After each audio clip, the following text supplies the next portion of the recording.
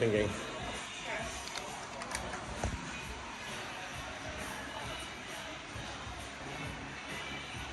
Didn't know this until we knew this. That ticket that we've got also allows you to go on ferries. So we're down at the waterfront now, just getting ready to jump on a ferry across to one of the other islands. How good's that? So truth be told, this is a beautiful, peaceful, serene day on the water, but for Danielle, she is spinning out because she's got vertigo. Huge bummer for her, because getting to ABBA and the ABBA Museum and checking that out and probably dancing to the Dancing Queen would have made this day an amazing day for her, but the world just wouldn't stop spinning. Too much sunlight, too much brightness, and that put a real dampener on our plans to go to the ABBA Museum. We were looking at doing this lunchtime cruise thing, which isn't available today. They did offer us just a boat tour for an hour and a half. That would cost, what did she say? I think it was like €40 or €45, which is around 90 New Zealand dollars. I mean, it just so happens that you can get on the ferries here and bounce around the islands for free if you get the 3-day transport pass that we got. So the transport pass is already looking like a good buy. 360 seki, which is around €30, 60 New Zealand. Definitely been worth it.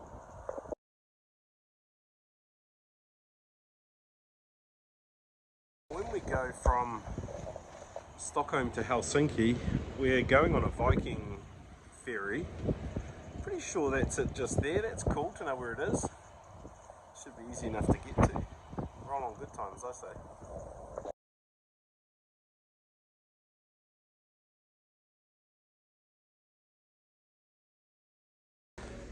Well, we survived the ferry ride. That's always a good thing. Can't really see you though because the wall's yellow. You're blending in.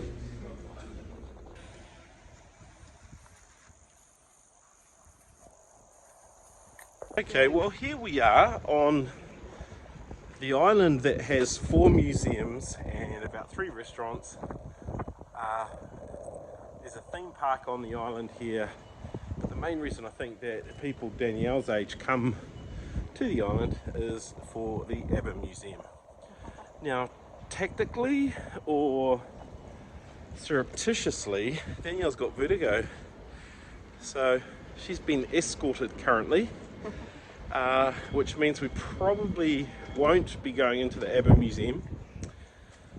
I don't particularly like ABBA at all, I never have, and I think Danielle can't manage it, so we're going to skip that and we'll go to the gift shop and get my sister some Dancing Queen earrings. Yeah, that's going to be it for ABBA, but it's over here anyway.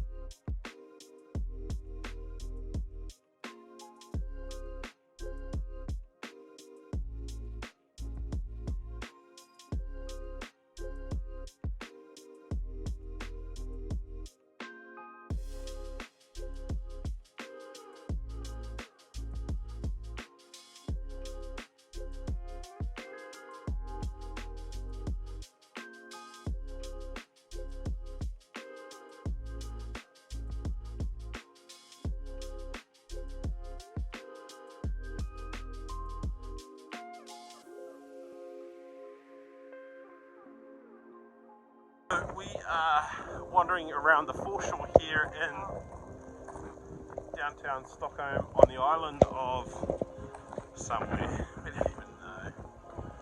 There's a lot of islands here, but we're on the island that has the Viking Museum, the Wreck Museum, the ABBA Museum, and the Vasa Museum. And it's the Vasa Museum, and there's actually the Spritz Museum as well, but it's the Vasa Museum that we've decided to go to. Probably you can get the Stockholm card, which is similar to the Copenhagen card that we got through the Oslo card. which is very similar here. It's probably worth it here because there's plenty of museums close. This is a bit museumed out, to be fair. Danielle's so much of an ABBA fan, to be honest.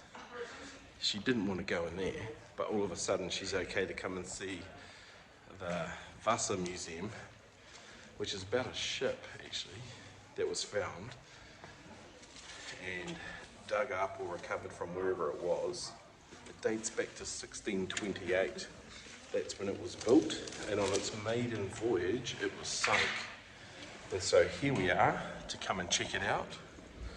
I suppose in fairness, if you've got vertigo, you don't want loud uns music from the 70s and the flashing lights that go along with the old ABBA Museum.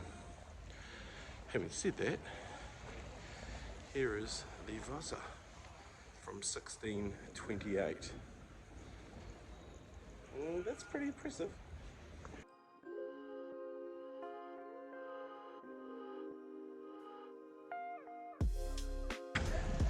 Okay, we stopped a couple of people that were walking out of the museum and we said, have you just been into the Vasa? And they were like, yes.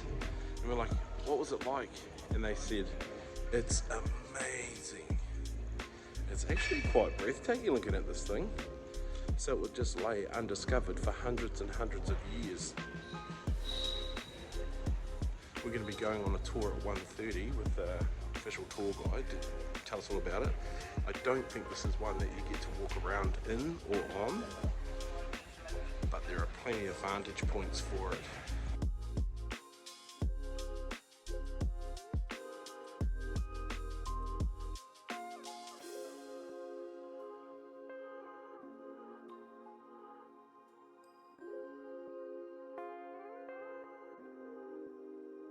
A good time to mention, if you have photosensitivity or bright lights affect you, this is the perfect museum to go to because it's naturally dim to protect the wood as part of the exhibition. The reason we've come here was because one of Danielle's new friends said you must not leave Stockholm without seeing the Vasa. But it's funny though, because we've listened to a podcast, we've looked up things to do in plenty of Uncle Google. Yeah, in Stockholm, and none of it mentioned this. They talk about the museums and that there's plenty of museums to see, but they didn't specifically say you must not leave without seeing the Vasa. Yeah. So we're not leaving without seeing the Vasa. It's 30 New Zealand dollars. Yeah. It's 30 New Zealand dollars to get in here, 195 SEK, and it's pretty impressive, it really is.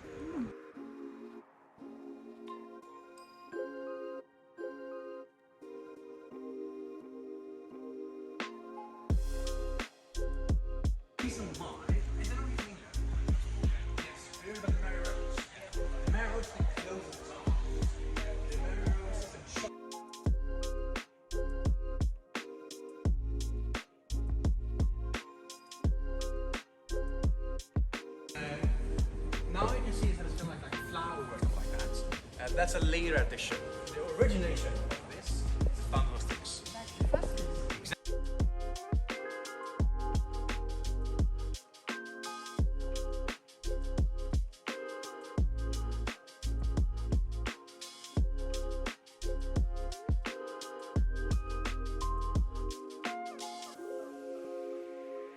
I don't like museums. I think you've probably heard me say that before.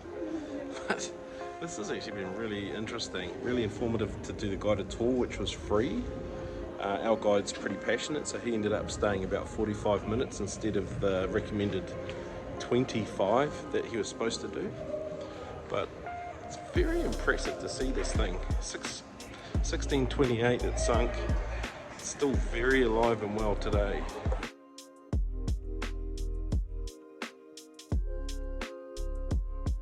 Down to the bottom of the ship, and now you get a real idea of scale. Like, this is friggin' huge. What? If you look at Danielle's size next to it, oh my gosh. One of the reasons the Vasa was so well preserved is because where it sunk, it went into deep water that was dark and brackish, and what we understand is super dark brown. So it preserved the ship in a way that if it had fallen into warmer or clearer waters, most likely it would not have been in such good condition as it is currently. So that protected it, preserved it for over 400 years, and the fact that it's as good as it is today is due to the environment it was kept in.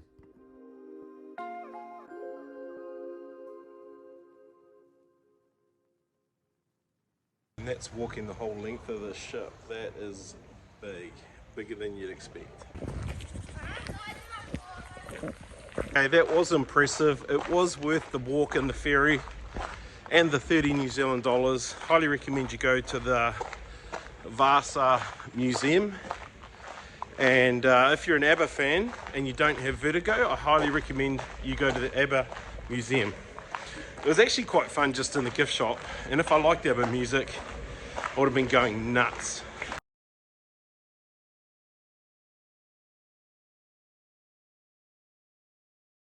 Just like that, we're in another part of the city. That's like a 10-minute ferry ride just here. So that's cool, the fact that you're ferrying, you're tramming, you're training, you're busing. What a cool city, just the public transport options. The ferries, they run all the time. Regular. Like across all the different islands all the time, which is really good. So don't go and book a ferry cruise or anything in there. Just get your transport, like your public transport ticket, and smash that around. I mean, look how pretty it is around here. Like this part of the city is just as beautiful as the one we left and the one we left. I don't know that I can actually speak Swedish, but if you look at something long enough, you work out what it is. So we've just been looking at this building here. It's got plenty of gold on it. Straight away you know that's going to be related to the royal family. But it says Kingsland Dramatheater, which, because I'm such a man of the world, so well travelled, I know is the King's Dramatic Theatre. So if you want to go and see a live show, that would be the place, I imagine. This next stop's going to come across as a bit of a weird one. And it's just my personal fascination, actually. It's nothing to do with it being a tourist location or anything like that. We're going to the Credit Banken, which was a bank that was robbed in 1973. And it was held up for about 5 days in August. But because of this bank and the hold up, something was developed out of it called, what, Danielle? Oh God, I can't remember what the program is called. It's not a program. Oh. It's a syndrome. Oh, Stockholm Syndrome. Yeah, so I just wanted to come and check out where the bank is that got robbed. They brought about the Stockholm Syndrome. And if you don't know what the Stockholm Syndrome is, it relates to being kidnapped, held hostage, and then as a victim, you actually start to side with and become part of the team and sympathise with the team that has robbed you. So it's sort of like batting for the enemy is called Stockholm Syndrome.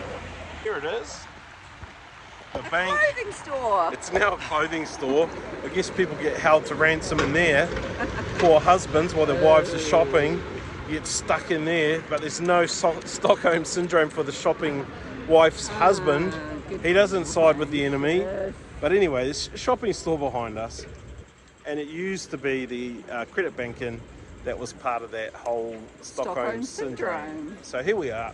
For me, that was called a visit just because it's a quirky thing about Stockholm. And the funny thing is, it looks exactly like the picture you just showed me before we got here. It does, except for the woman's clothing. So don't rob banks in Stockholm.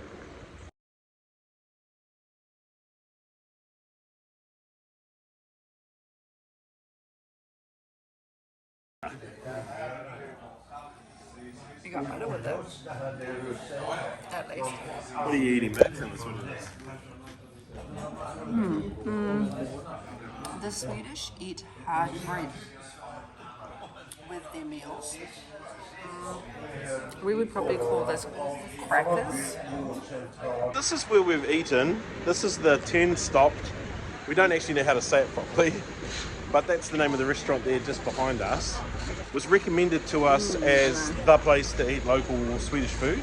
So we did. And Danielle, feedback. Oh, very filling, and I had meatballs, and Trevor had a meatball. A meatball, but made differently with different meat, and mashed potatoes. Yeah, so the mashed potatoes was so creamy and so good. Oh, and the gravy. So we asked, there was this like brown gravy, but it didn't taste like gravy that we ever have. So we asked what it was made with, and they said, oh, there's cream in it. I was like, ooh, that's why it was so good. That was really nice. And the flatbread was so weird. Oh, That yeah. was the weirdest thing, but it's actually quite edible. And when you're eating that potato with it, it's quite nice. Yeah.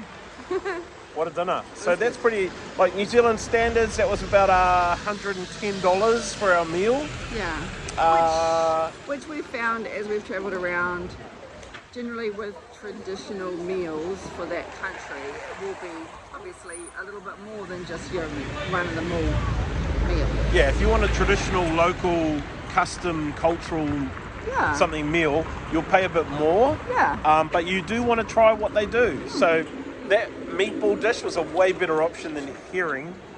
Yeah. So, I mean, I like fish, but I don't know about herring. Eek. So give this place a go if you're ever in Stockholm. We recommend it. This bakery here is the best one in the whole of Stockholm for the semmel bun, which is what we had at breakfast or for our morning tea this morning. But Because it's a it's only done seasonally. It's only done for this time of year. Oh, really? Is it? Yeah, just I before they go into Lent. That's what he was saying. Before we start our 40-day fast, we eat the semmel bun. Cool thing for Trevor and Danielle how we roll, because we just happened to be here today when today is really the only day that you should be buying a semolina semmel cake. Today's the only day you should be buying a semmel cake because it's significant to people that live here in preparation for their 40-day fast or Lent. So you can buy one tomorrow, but it means nothing tomorrow. Today it means something. So that was that big old line right down the middle of the street that was huge because they were all buying from the best place that won all the awards. Now we didn't get ours from the one that won all the awards, but we did eat that special cake this morning without even knowing.